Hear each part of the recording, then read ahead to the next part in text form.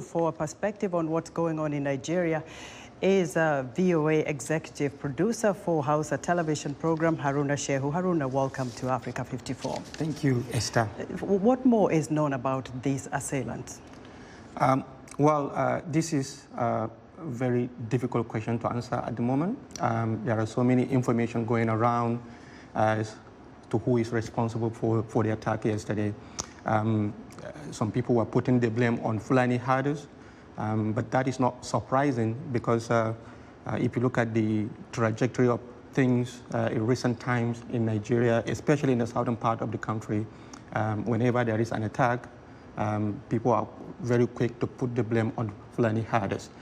But there are so many things to look into regarding the situation in Ondo State. Owo is the hometown of the state governor. In recent times, it has witnessed a lot of violence, especially political violence.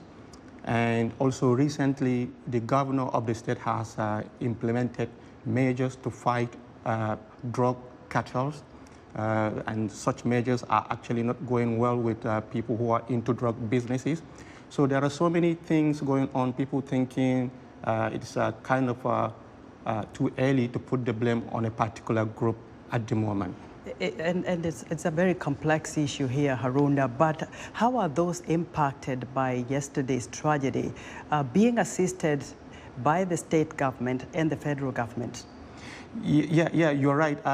Early this morning, the Nigerian Medical Association put out a statement calling on people to assist with blood. This is for people who are hospitalized in the hospital. Now, the government is saying it is going to do everything possible to assist the injured and to even provide relief to families of those who died in the attack yesterday. But I think at the moment, what is more important is to give the kind of necessary medical attention to those that are still in hospital.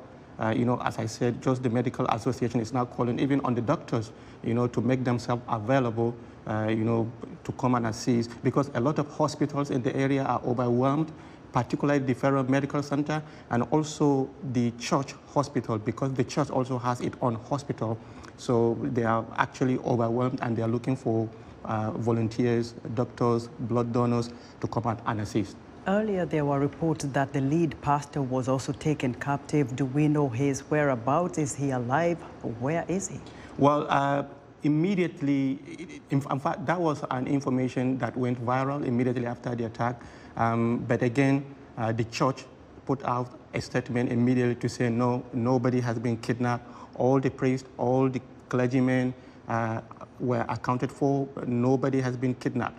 And also, it's important to point out here, even the church said it's too early to say this is responsible for this attack. Only investigation will now reveal who are responsible for this attack. So at the moment, there's nobody that has been kidnapped during the attack, only those who died and only those, and also the people who got injured.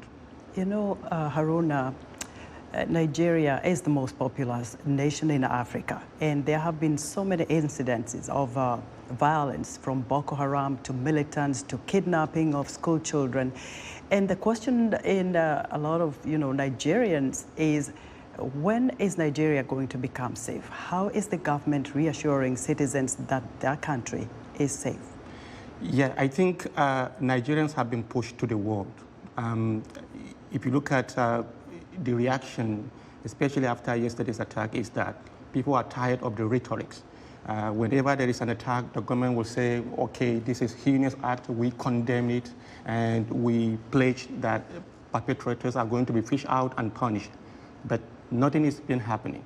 The attacks are always happening, as you pointed out, especially in the northern part of the country. All the promises of putting an end to these attacks, nothing is yielding positive results.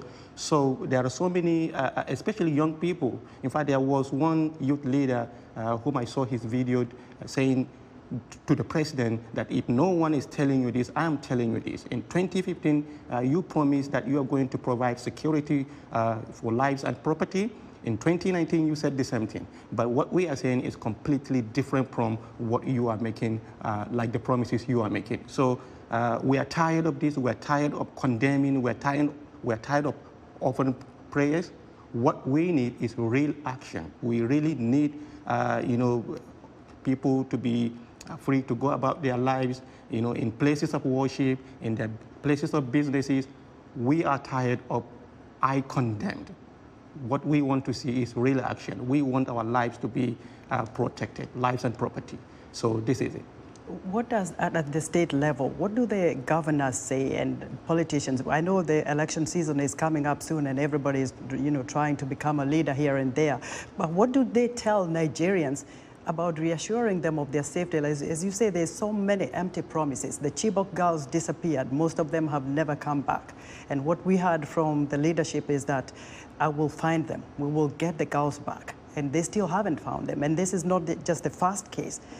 It's a very difficult situation for a lot of people to understand. When is the government saying it will do this, and when does it deliver? You're right. It's a very complex situation. What the governors at the state level are busy telling people is that, look, soldiers are not under our control. They are under the control of the federal government. So we don't have much to do as far as providing security in our state is concerned. It's the responsibility of the federal government, but what we are doing as governors, we are here to complement. So they're always putting the blame on the federal government.